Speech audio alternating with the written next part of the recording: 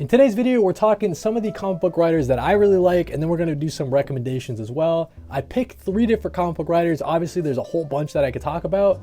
Maybe down in the comments, leave some of your favorite comic book writers, and if they're also one of my favorite comic book writers that I've read a lot of stuff of, and we'll do another one of these segments at some point for New Comic Book Day. But today, the 3 different writers I want to talk about. Let's start off with Edward Brubaker. Ed Brubaker, one of my favorite comic book writers of all time, right? You guys see back there, oh wait, actually, right there, that whole shelf is Ed Brubaker. Actually, right now it's Ed Brubaker and Sean Phillips, like together, because obviously they do collab, and they're probably one of the most well-known comic book duos of all time. But Ed Brubaker, best known for his crime and his kind of crime and noir sort of genre, right? Probably the master at the crime and noir genre. The first thing I want to talk about from Ed Brubaker that I really loved, Fatale, guys. Fatale is one of those series that you definitely got to check out. It's all in, you know, they released it in all this compendium at some point. But Fatale is just an awesome series, guys. You see in there on the cover, this is all about Josephine. So she's a character that, she's kind of like cursed to not be able to die. Like she can't die. So she's lived like this super long life. And she kind of controls men, I guess is the best way to put it. Like she, very far from your femme fatale in a classic story. This is a female protagonist that, you know, has more agency than I've ever seen in a story. She literally just controls the story. She controls men, what they think, what they feel. And it's just a super interesting story, man. Definitely recommend Fatale. It's kind of like, it's this story that spans like multiple decades. So you always get a glimpse at, they also have some prequel stuff in here as well. But I mean, just the work that he did with Sean Phillips as well. Fatale, man, just an excellent series. Josephine is just one of those standout characters of all time. So definitely check out Fatale. It's my favorite thing that I've read from Ed Brubaker and Sean Phillips duo. But next up, we also have Reckless. So for those that don't know, it's about this guy named, I think it's Ethan Reckless. And I've only read, I'll just pull it right off the shelf. I've only read Reckless book number 1. I'm kind of saving the other Reckless books, man, because I really love this. I really enjoyed it. It's kind of like my Desert Island kind of read is how I treat Ed Brubaker, is just someone that I can chip away with slowly over time. Most of the things I read from Ed Brubaker, I know I'm going to love, so there's no real rush to complete the Reckless series. But Ethan Reckless, your trouble is his business for a price. So he's one of those fixer guys, right? So if you need someone to go, you know, bust some heads or whatever, you can call Ethan Reckless to help you out. But I don't know, man. Ethan Reckless, he's just one of those characters that super stand out. This is actually going to be adapted into I think it's a show starring Sebastian Stan. So really interesting to see that. He'll be playing Ethan Reckless. But yeah, I don't know. This is just compare it to my next follow-up recommendation is Criminal. I've read Criminal Deluxe Edition number 1 and I fell in love with it, man. A lot of the same kind of things, right? But I would say Reckless is more focused on this character of Ethan Reckless. The kind of it takes place in a location that's a little different too. I think it's like California for the most part. Whereas Criminal, it's like a city type of vibe, right? So definitely different, but a lot of the same kind of vibes. But if you like Criminal, you'll definitely like Reckless. Same way. If you like Reckless, you'll probably like Criminal. But really enjoy Criminal, Reckless. Next up, we've got Pulp. Pulp, man. So this is something that it's an Ed Brubaker and Sean Phillips. I've had this Process Edition here, and this thing was so fascinating to read, man. So this is kind of like their entire how they came up with Pulp. So you see there, you got the script on one side, and then you have Sean Phillips is kind of like, you know, pencils and inks on the other side. So it's just kind of a really interesting look to see how Sean Phillips and Ed Brubaker, you know, come up with and construct a full book. But it's all about this dude who, he's like a retired cowboy. Like back in the day, he was like this, you know, cowboy, like robbing people and stuff like that, like essentially a criminal out in the old Wild West. But he since moved to New York City. He's living with a girl, and he's, you know, he's a straight man now. He's not doing any more crimes, but he's not doing so well financially, and he's, you know, back for one last score, I guess. Someone gets him, you know, back for one last score, and he's kind of in over his head maybe a little bit. But just a really interesting look at this, you know, guy from a man at a time, essentially, right? Like he's got that cowboy Western kind of spirit, but he's kind of, you know, far away from that environment. He's in a city, you know, dealing with health problems or whatever. But Pulp was really stand out, dude. Definitely try to get the process edition if you guys can, because just a beautiful, beautiful hardcover, and just being able to see how Ed Brubaker and Sean Phillips, you know, construct a book was really, really fascinating. Just the fact that you know you have something where you can see Ed Brubaker's scripting process. I think that's super sick. So yeah, that's what we got. Last one from Ed Brubaker. I'm gonna recommend you guys check out Night Fever. Night Fever is something that I read maybe in like November or something like that. But Night Fever is all about this dude who never really, you know, became what he wanted to be in life. He's on like a work trip in Europe, and you know, he decides like, hey, tonight I'm gonna do something a little different, something I never do.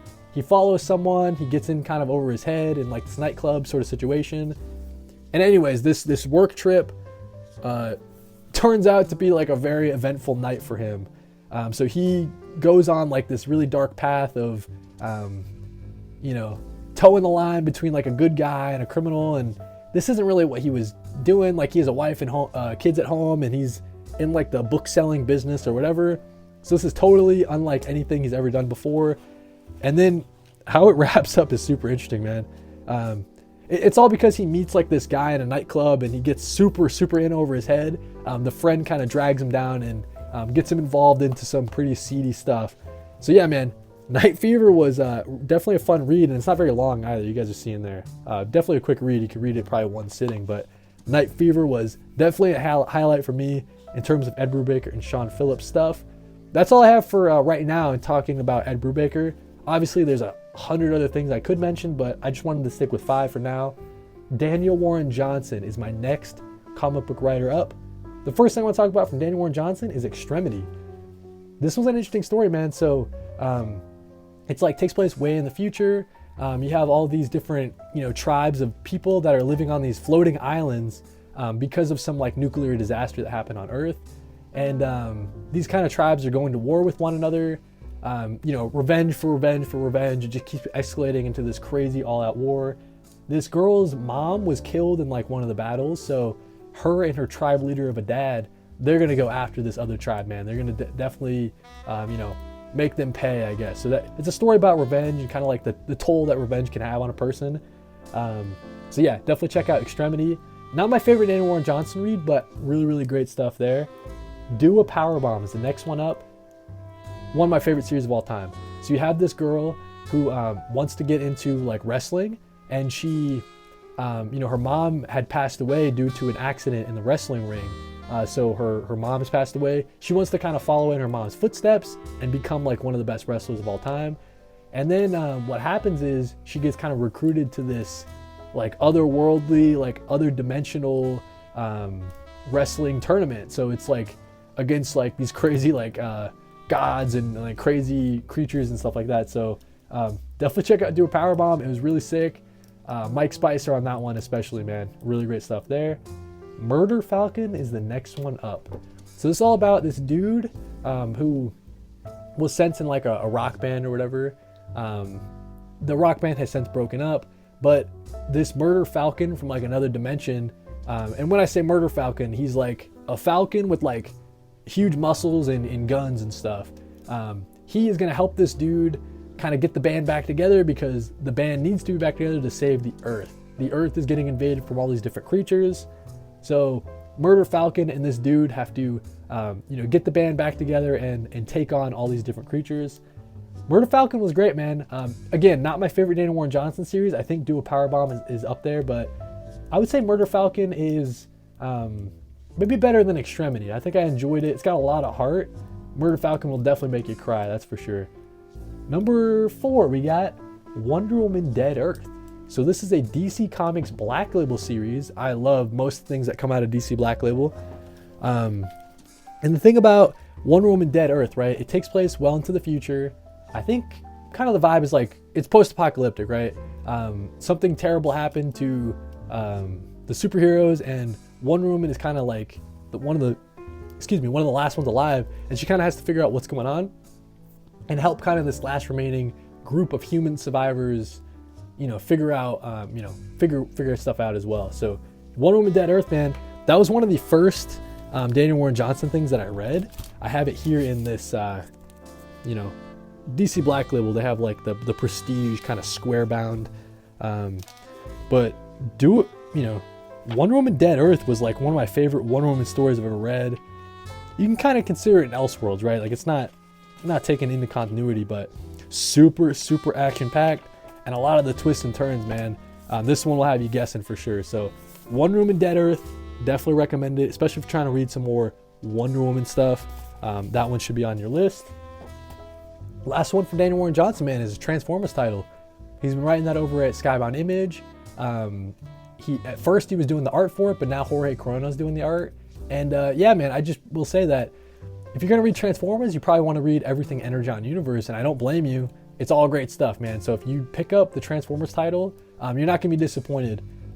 Definitely, you're not gonna be disappointed. And as someone who hasn't read much Transformers stuff in general, I know too much about like the Transformers lore, and all the different names for the Transformers sometimes go over my head, but this is a really strong Transformers title. I'm glad I'm still pulling it. And yeah, just a ton of fun. A lot of heart in that one as well. Last but not least, guys, the last comic book writer that I wanted to talk about in this video, we've got Ram V. The number one thing that Ram V did that I enjoyed was the one hand / six fingers series that he did with Dan Waters, but just some great crime and noir stuff, man. It's not post-apocalyptic, but it takes place well into the future. It's this guy, it's kind of like a Blade Runner type of setting. This guy who has solved this murder, this serial killer case twice. He's solved it twice.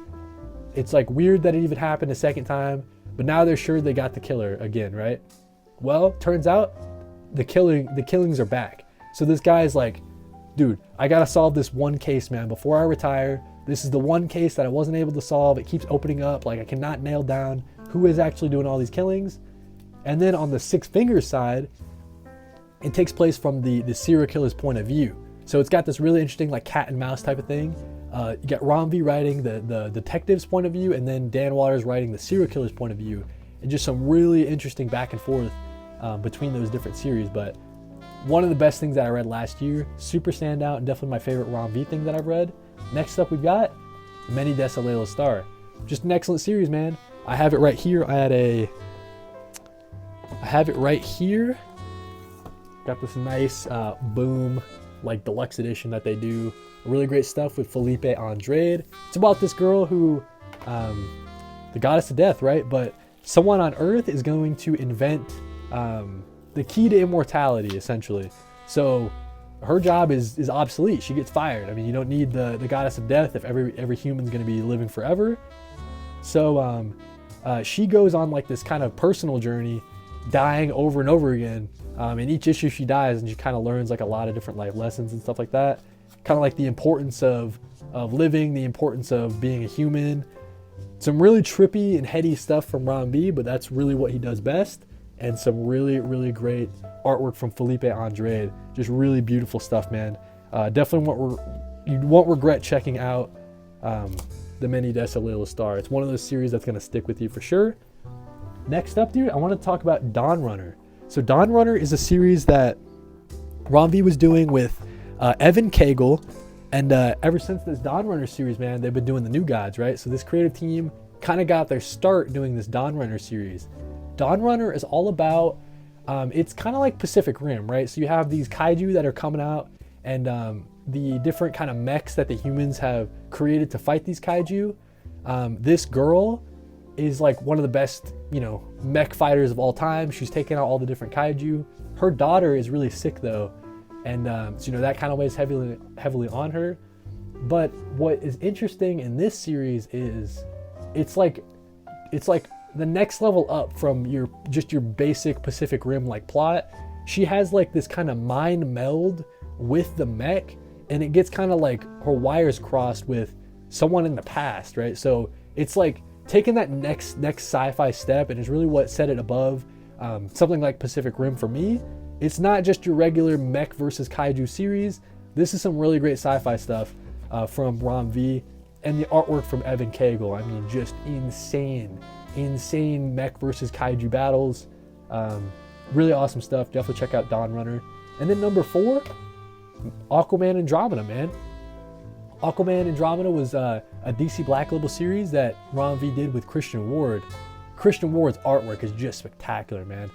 But this was a series that was focused on like a crew that was down deep in the ocean. They're doing like some research or whatever, and Aquaman is trying to help them out because something weird's going on down in the deep in the ocean, right? So it's kind of like a horror series, like a psychological horror series that takes place underneath the ocean. And Aquaman doesn't feature too heavily in it, but he is trying to help out this crew of people. And I would recommend checking out Aquaman Andromeda. Just some really great, it was one of the first Ron V things that I read from him, and just some really great, psychological horror that takes place in the DC universe. It's another DC Black Label series, man, so you can't go wrong there. Last but not least, the last Ron V thing that I want to talk about in this video was his series that he did with Swamp Thing. This was part of DC Comics' Infinite Frontier initiative. This was like a long time ago. Ron V did, initially I think it was supposed to be a 6-issue series, but it got extended to a 12 and then maybe a 13 issue thing. But this was a different, it's a new Swamp Thing, a completely new Swamp Thing, a new person taking on the Swamp Thing mantle, and just the way that Ron V likes to integrate some of his culture into these reads as well is really fascinating. So if you're just looking for a great Swamp Thing read, I think people might agree that this is up there with some of the best Swamp Thing titles, Swamp Thing runs of all time. Ron V is just killing it on this title. Really great characterization. Like, this new main Swamp Thing is really cool. We haven't seen him in a while. I'd like to see what he's up to. But yeah, man, just really great, strong stuff from Ron V. I haven't read his Justice League Dark stuff, but it gives me kind of that same kind of vibe, right? So if you enjoyed that, you'll probably enjoy his short, 13-issue max Swamp Thing run. So definitely check that out from Ron V. But yeah, man, that's what we got. Those are 3 different comic book writers that I really like, and then 5 different reads from each one: Ed Brubaker, Daniel Warren Johnson, and Ron V. Like I was saying, man, leave in the comments what are your favorite comic book writers, and then maybe if I have read a lot of their things, we'll throw them on the list and we'll do this topic again for New Comic Book Day. But thank you guys for watching. Read more comics.